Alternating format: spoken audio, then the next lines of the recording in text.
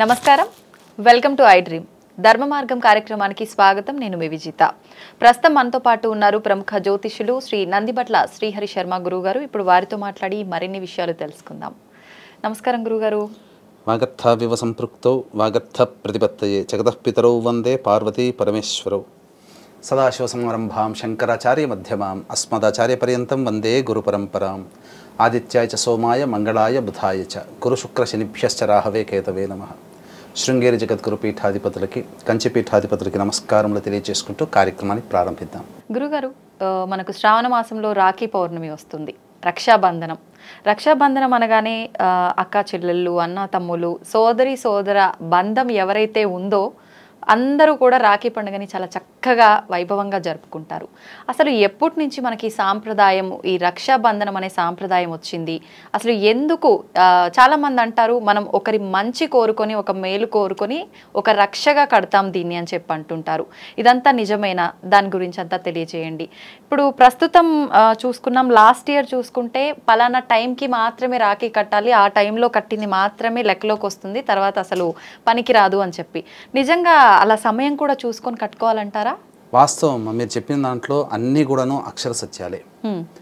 అంటే గమనించుకున్నట్లయితే ఇది ఆచారంగా వస్తూ వచ్చినటువంటిది. అయితే మనం గమనించుకుంటే ఈ యొక్క రక్షాబంధనం అనేటువంటిది ఉత్తరాది ప్రాంతం నుంచి మనకు వచ్చినటువంటిదిగా చెప్పబడుతుంది.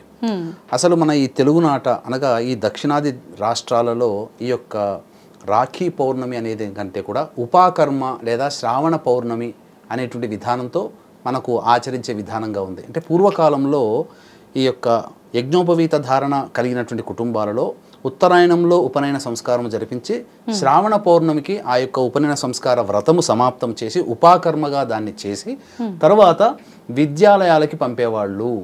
ఈ విధానం అనేటువంటిది ఒక ఆచారంగా ఉండేది. అయితే ఉత్తరాది సంస్కారం నుంచి మనకు ఈ యొక్క రాఖీ పౌర్ణమి అనేటువంటిది వచ్చింది. అయితే ఈసారి వచ్చేటువంటి రాఖీ పౌర్ణమికి గొప్ప విశిష్టత ఉందమ్మా. పౌర్ణమి అంటేనే చంద్రుడు కదమ్మా. చంద్రుడి నక్షత్రం శ్రవణ నక్షత్రం ఆ రోజున ఉంది. ఉదయం 8:03 వరకు ఉంది. అలాగే ఆ రోజు సోమవారం అయింది. అంటే సోమవారం దేనికి సంకేతం? చంద్రుడికి సంకేతం, చంద్రుడికి వారం. అలాగే చంద్రుడి నక్షత్రం శ్రవణ నక్షత్రం. అలాగే పౌర్ణమి తిథి కూడా సంపూర్ణంగా చంద్రుడు 16 కళలతో నిండుగా భాసిల్లుతూ ఉంటాడు. కాబట్టి ఈ యొక్క సోమవారము శ్రవణ నక్షత్రము పౌర్ణమి కలిసినటువంటిది కాబట్టి మహాశ్రావణి అనేటువంటి యొక్క నామంతో కొలవబడుతుంది. ఇంతకుముందు ఎన్నో వచ్చాయి శ్రావణ పౌర్ణమిలో, కానీ ఈ విధమైనటువంటి కలయిక అనేటువంటిది రాలేదు. కనుకనే ఇది అలభ్య పుణ్య తిథిగా మనం చెప్పవచ్చు. అయితే ఈ యొక్క శ్రావణ పౌర్ణమికి సంబంధించినటువంటి గాథలు కనుక మనం చూసుకుంటే 3 గాథలు మనకు కనిపిస్తున్నాయి. ఒకటి ప్రధానమైనటువంటిది బలిచక్రవర్తి అనేటువంటి యొక్క రాక్షసరాజుని సంహరించే క్రమంలో ఎన్నోసార్లు యుద్ధం చేసిన ఇంద్రుడు ఓడిపోతుంటే ఇంద్రుని భార్య అయినటువంటి శచీదేవి తన యొక్క భర్తకి జయం కలగాలనే ఉద్దేశంతో లలితాదేవిని ఉపాసన చేసి లలితాదేవి దగ్గర పెట్టినటువంటి తోరములని రక్షగా కట్టి ఆ శక్తి నీ పక్కన ఉంటుందనే భావన చేసుకుంటూ రక్షగా కట్టి యుద్ధానికి సాగనంపింది. ఆ సాగనంపిన రోజు శ్రావణ పౌర్ణమి. విజయాన్ని పొంది బలిచక్రవర్తిని అపజయం పాలు చేసి విజయాన్ని పొంది ఇంద్రదేవుడు అనేటువంటి వాడు మనకు స్వర్గాధిపత్యాన్ని నిలుపుకున్నాడు. ఇక రెండవ సందర్భంగా చూసుకున్నట్లయితే బలిచక్రవర్తి కూడా అజేయమైనటువంటి విష్ణుభక్తి పరాయణుడు. అతని యొక్క విష్ణుభక్తి పరాయణత్వంతో సాక్షాత్తు విష్ణువునే తన యొక్క నగరానికి రక్షగా పెట్టుకోగలిగే శక్తిని పొందగలిగాడు.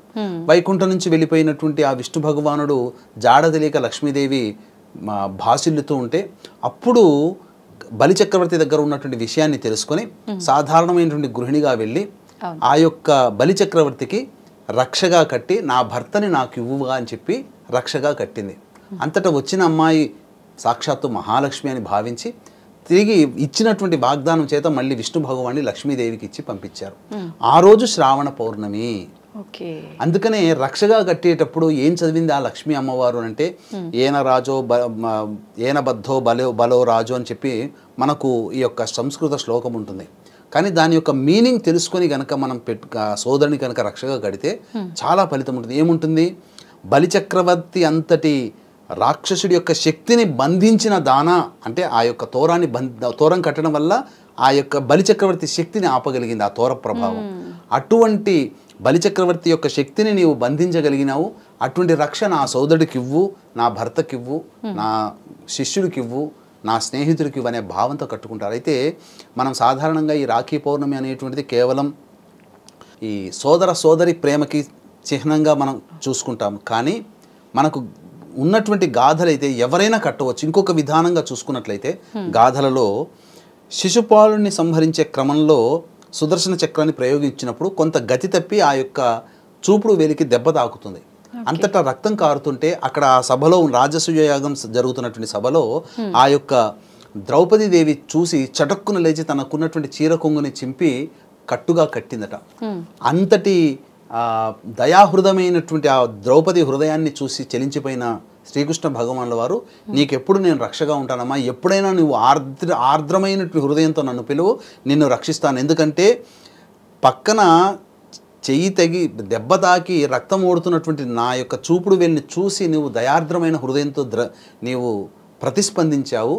కాబట్టి నీ ఆర్ద్రమైనటువంటి హృదయంతో నన్ను పిలువు, నేను వచ్చి రక్షించుకుంటానంటే ద్రౌపది మానభంగము జరిగేటువంటి సందర్భంలో, అనగా ద్రౌపది వస్త్రాపహరణ జరిగింది కదమ్మా, ఆ సందర్భంలో కృష్ణుని వేడుకుంటే కృష్ణుడు వచ్చి ఆ చిన్న కొంగు చింపి కట్టినందుకు కాను తన రుణాన్ని తీర్చుకున్నాడు. అంటే ఇక్కడ ఈ 3 గాథలు కనుక మనం చూసుకున్నట్లయితే ఇక్కడ ప్రధానంగా భర్త యొక్క యోగక్షేమాలని కోరి భార్య కట్టవచ్చు, అలాగే స్నేహితుడి యొక్క యోగక్షేమాలు కోరి కట్టవచ్చు, అలాగే సోదరుని యొక్క యోగక్షేమాలు కోరి కట్టవచ్చు, అలాగే శిష్యుడి యొక్క యోగక్షేమాలు కోరి గురువు కట్టవచ్చు. ఇలా ఎవరైనా కానీ ఎదుటి వ్యక్తి యోగక్షేమాలు కోరి కట్టవచ్చు. చిన్నవారైనా కట్టొచ్చా గురుగారు?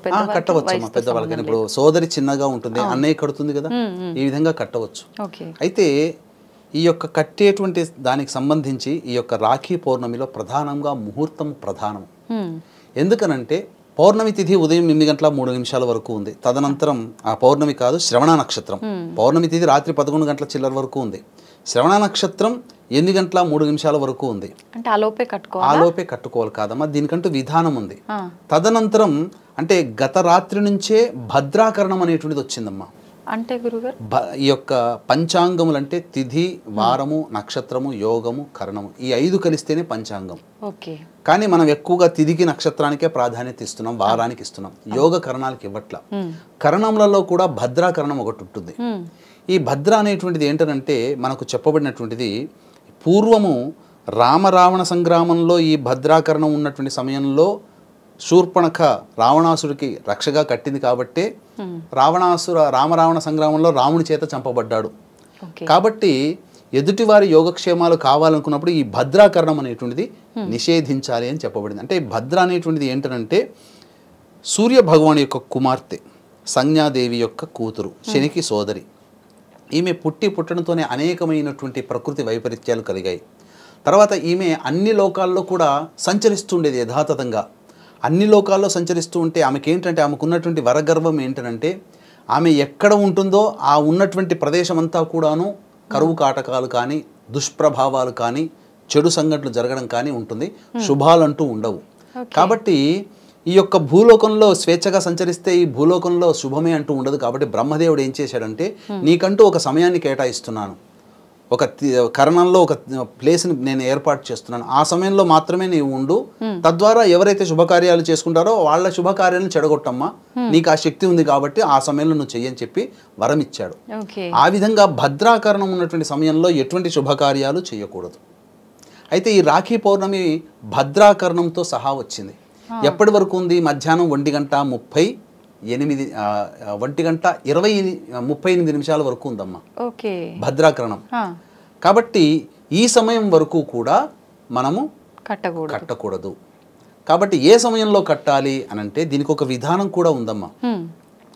కాబట్టి ఆ రోజున దుర్ముహూర్తము ఉదయం 12 గంటల చిల్లర నుంచి 1:15 నిమిషాల వరకు ఉంది. మళ్ళీ తిరిగి 3 గంటల 3 నిమిషాల నుంచి 3 గంటల 54 నిమిషాల వరకు ఉంది దుర్ముహూర్తం. కాబట్టి కట్టకూడదు. భద్రాకరణం ఏమో 1:35 నిమిషాల వరకు ఉంది, మరి ఆ సమయం వరకు కట్టకూడదు. మళ్ళీ ఈ యొక్క దుర్ముహూర్తం అనేటువంటిది 3 గంటల చిల్లర ఉంది. 3:15 నిమిషాల నుంచి 3:54 నిమిషాల వరకు ఉంది. మరి ఏ సమయంలో కట్టాలి అని అంటే దీనికంటూ కూడా మనం శాస్త్ర ప్రమాణాన్ని అనుసరించి కొంత సమయం అనేటువంటిది తీసుకున్నాం. ముఖ్యంగా హోర బాగుండాలి, ఆ కట్టే సమయానికి లగ్నం అనేటువంటిది చాలా చక్కగా ఉండాలి, అంటే అష్టమ శుద్ధి అనేటువంటిది ఉండాలి. దీనికంటూ కూడా ఒక విధానం ఉందమ్మా. ఆ విధానాన్ని అనుసరించి గనక ఏ సోదరి అయితే, ఏ స్నేహితురాలైతే, ఏ యొక్క గురువైతే, ఏ యొక్క భార్య అయితే తన వాళ్ళకి కడుతుందో వాళ్ళకి ఖచ్చితంగా దైవానుగ్రహం కలుగుతుంది. కాబట్టి దైవానుగ్రహాన్ని అందించే విధి విధానాన్ని మనం తెలుసుకుందాం. ముఖ్యంగా వీక్షించేటువంటి ప్రేక్షకులకి ఈ నెల 17వ తారీఖు రోజున, 31వ తారీఖు రోజున శని త్రయోదశులు ఉన్నాయి. కాబట్టి సంధ్యా సమయంలో సాయంత్రం 4 గంటలకి ఈ యొక్క సంబంధించి మా పీఠమాధ్వర్యంలో వృషభ, మిథున, కర్కాటక, సింహత్తుల, వృశ్చిక, మకర, కుంభమీన రాశిలో జన్మించిన వారికి శనిదోష పరిహారార్థమే శనీశ్వర హోమం, అఘోర పాశుపత మంత్ర హోమంతో పాటు విద్య, వివాహ, ఉద్యోగ, దాంపత్య, అనారోగ్య సమస్యల నివారణకి 18 రకాల హోమాలు కేవలం 1500 రూపాయల రుసుముకి చేయించడం జరుగుతుంది. అలాగే ప్రతి నెల మా ఆధ్వర్యంలో జరిగే కార్యక్రమాల్లో మీ కుటుంబ సభ్యుల గోతనామాలు నమోదు చేసుకోవచ్చు. అవకాశం ఉన్న వాళ్ళు కార్యక్రమ తదనంతరం కాంటాక్ట్ చేయవచ్చు.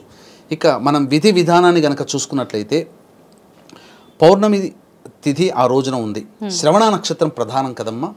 సూర్యోదయం కంటే ముందే లేచి కాలకృత్యాదులు తీర్చుకొని ఆ రోజున మీరు 3 తమలపాకులు, 2 వక్కలు మరియు పసుపు బుద్ధతో గణపతిని తయారు చేసుకొని 9 ముడులు ఉన్నటువంటి విధానంగా 3 తోరములు తయారు చేసుకోవాలి. 3 తోరములు తయారు చేసుకోవాలి. అలాగే రాఖీ కట్టడానికి పూర్వకాలంలో బంగారంతో చేసినదైనా కానీ, వెండితో చేసినదైనా కానీ కట్టమని శాస్త్రం చెప్పింది. అయితే అందరికీ బంగారం శక్తి ఉండదు కాబట్టి వెండి అయితే 300-400లో దొరుకుతుంది. ఒక రాఖీ చిన్నపాటి దొరుకుతుంది. దాన్ని తెచ్చి పెట్టుకోవాలి. పెట్టుకొని ఏ స్త్రీమూర్తి అయితే ఎదుటివారి యొక్క యోగక్షేమాలు కావాలని కోరుకుంటుందో ఆ స్త్రీమూర్తి లలితా సహస్రనామము కానీ, గౌరీ సహస్రనామము కానీ, లేదా లలితా త్రిశతి కానీ, దుర్గా సహస్రనామ పారాయణంతో ఆ తోరములని, రాఖీని పూజ చేయాలి. ముందుగా గణపతి యొక్క అనుగ్రహం తీసుకోవాలి. ఆ పూజ చేసిన తర్వాత 8 గంటల లోపల పూర్తి చేసుకోవాలమ్మా.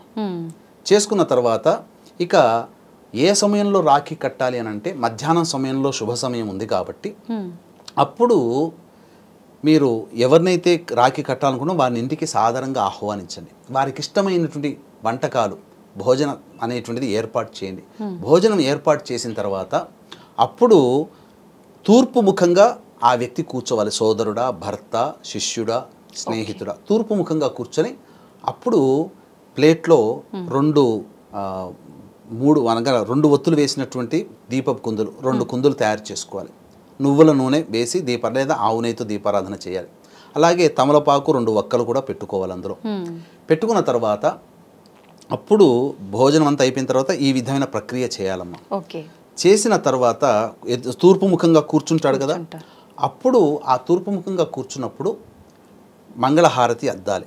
మనం దీపావళి పండుగ పూజలో హారతులు ఎట్లా ఇస్తామో ఆ విధంగా మంగళహారతులు ఇచ్చిన తర్వాత అప్పుడు ఒక పోక చెక్క తీసుకోవాలి. తీసుకొని కుడివైపు నుంచి ఎడమ వైపుగా అతనికి ఉన్నటువంటి దిష్టి పోవాలనే ఉద్దేశంతో తిప్పి ఆ ఒక్క పక్కకు పెట్టేయాలి. ఇంకొక వక్క తీసుకొని మళ్ళీ ఎడమ వైపు నుంచి కుడివైపుకి ఇలా తిప్పి ఆ ఒక్కని పక్కకు పెట్టేసేయాలి.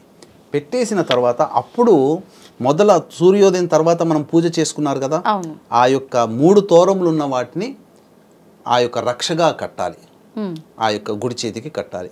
కడుతూ బలిచక్రవర్తి అంతటి మహాశక్తివంతుణ్ణే బంధించిన ఓ రక్ష, నీవు కూడా నా సోదరుడికి లేదా నా భర్తకి లేదా నా శిష్యుడికి లేదా నా స్నేహితుడికి అంతే శక్తిని ఇవ్వు, అంతటి శక్తిని ప్రసాదించు అని చెప్పే భావంతో కడుతూ తర్వాత తాను తెచ్చినటువంటి వెండి రాఖీని కట్టాలి.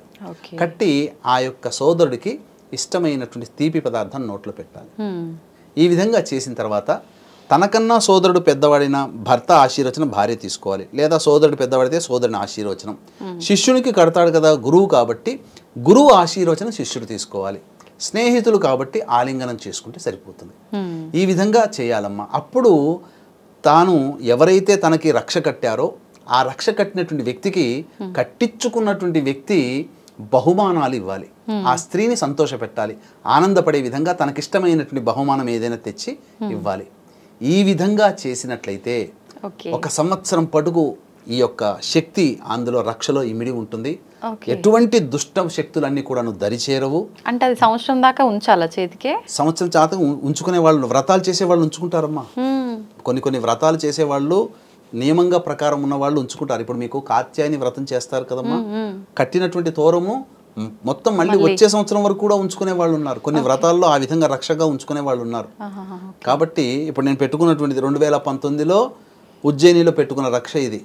ఇప్పటి వరకు మళ్ళీ ఉజ్జయిని పోయినప్పుడే తీసి మళ్ళీ అక్కడ ఇంకో రక్ష పెట్టుకుంటాను. మీరు రక్ష కట్టాలని మీ హ్యాండ్ చూపిస్తుంటే నేను అడుగుదాం అనుకున్నా మీరు ఇన్ని ఎందుకు కట్టుకున్నారని, మీరే చెప్తున్నారు. ఉజ్జయినిలో కాళేశ్వరుని దగ్గర కట్టుకున్న రక్షమ్మ ఇది.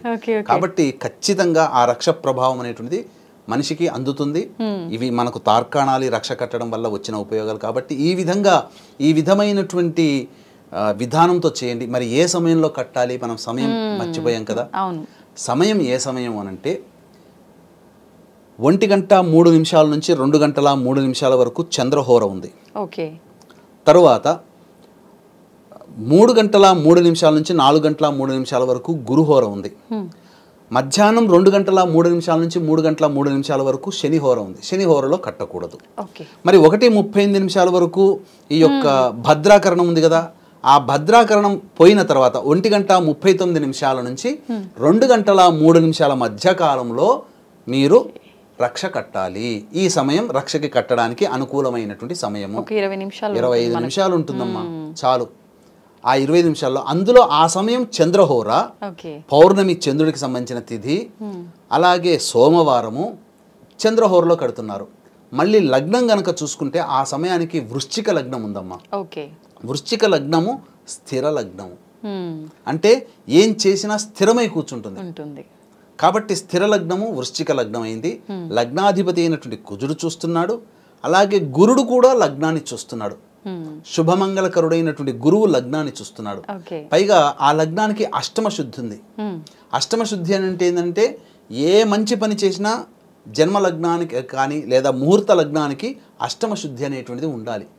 ఉంటే గనక ఆ చేసిన పనికి బలం పెరుగుతుంది, దాని యొక్క ఆయుష్ పెరుగుతుంది. కాబట్టి ముహూర్తానికి ఎంతటి బలం ఉందంటేనమ్మా, సరైన సమయానికి గనక విద్యారణ్య మహర్షుల వారు సూచించిన సమయానికి గనక రాజ్యస్థాపన గనక చేసి ఉంటే ఈనాటికి వారు కూడా రాయల వారి యొక్క వంశంలో మన పరిపాలనలో ఉండేవాళ్ళం. సమయానికి చేయలేదు కాబట్టే అక్కడ ముహూర్త బలము లేకపోవడం వల్ల 400 ఏళ్లే పరిపాలించారు. కాబట్టి ముహూర్తానికి అంతటి గొప్ప ప్రాధాన్యత అనేటువంటిది ఉంది. కాబట్టి వీక్షించేటువంటి ఐడ్రీమ్ ప్రేక్షకులు కూడా 1:38 నుంచి 2:03 మధ్య కాలంలో ఉన్న సమయము అమూల్యమైనటువంటి సమయముగా భావిస్తూ ఆ సమయంలో రక్షగా కట్టండి సోదరుడికి. తప్పకుండా మీకు అన్ని శుభాలు కలుగుతాయని చెప్పడంలో ఏమాత్రం సందేహం లేదు. అప్పుడు తప్పితే మళ్ళీ ఇంకా సమయం లేదా గురుగారు? సమయం అంటూ ఏమీ లేదమ్మా. తర్వాత 3:15 నుంచి ఎలాగో వర్జం ప్రారంభమవుతుంది, మళ్ళీ దుర్ముహూర్తం ప్రారంభమవుతుంది. కాబట్టి 3:03 నుంచి 3:15 ఆ 12 నిమిషాల మధ్యకాలం గురుహోరలో ఉంటారు. కాబట్టి ఆ సమయం చేయవచ్చు మధ్యాహ్నం. ఇది తప్పితే ఇంకా మళ్ళీ సమయం లేదమ్మా. గ్రహాలు కూడా అనుకూలించాలి కదా, అలాగే కట్టే సమయం కూడా మంచిదై ఉండాలి. ఎలాగో ఇంటికి సోదరుని భోజనానికి పిలుస్తారు, ఆ విధంగా కట్టండి. సంతోషం గురుగారు. నిజంగా అంటుంటారు ముహూర్తము, నేను విన్నంత వరకు లాస్ట్ ఇయర్ అనుకుంటా, ఈ టైం నుంచి ఈ టైంకి మాత్రమే రాఖీ కట్టాలంట, ఆ టైం మించిపోతే కట్టకూడదంట, కీడంట అని చెప్పంటే మీరు మీ చాదస్తం అనే టైప్లో ప్రతి ఒక్కరం కూడా అనుకున్నాం. కానీ ఇప్పుడు మీరు చెప్పింది వింటే అనిపించింది నిజంగా ఇంత బలం ఉంటుందా ముహూర్తానికి అని. చాలా బలం ఉంటుందమ్మా, చాలా బలం ఉంటుంది. కాబట్టి తెలుసుకోలేకపోతున్నాము. ఈ రోజున మీరు చూడండి, భవిష్యత్తులో ఒక మంచి వీడియో కూడా చేద్దాము. ఎందుకనంటే ఈ క్రోధినామ సంవత్సరంలో అనేక రకాలైనటువంటి దుష్ప్రభావాలు, ప్రకృతి వైపరీత్యాలు, యుద్ధ వాతావరణాలు పెరుగుతున్నాయి. ఎందుకు పెరుగుతున్నాయి, రేపు వచ్చే మార్చిలో కల్లా ఏ విధమైనటువంటి పరిస్థితులు ఎదురవుతాయి అనేటువంటిది కూడా మనం భవిష్యత్తులో చెప్పుకుందాం. ధన్యవాదాలు గురుగారు. సర్వం శ్రీ ఉమామహేశ్వర పరబ్రహ్మార్పణమస్తు.